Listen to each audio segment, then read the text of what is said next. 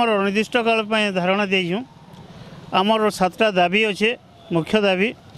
आम इन जहाँ छूँ बिनका सब ऑफिस अंडर 13टा ब्रांच ऑफिस अच्छे एवं ये 13टा ब्रांच ऑफिस सबू कर्मचारी मान को सरकार जीडीएस बोलिक जीडीएस पर ग्रामीण डाक सेवक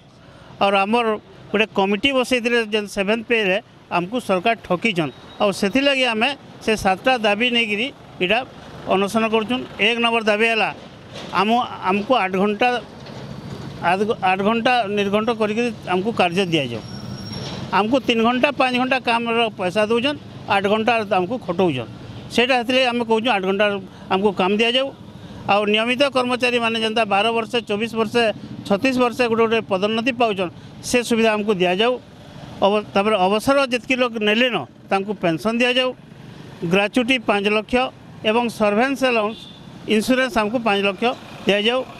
टार्गेट नाम आमर ये सब कर्मचारी मानू सरकार बहुत शोषण कर बड़ बड़ कर्मचारी आमको बहुत शोषण कर तुम टार्गेट अकाउंट खोल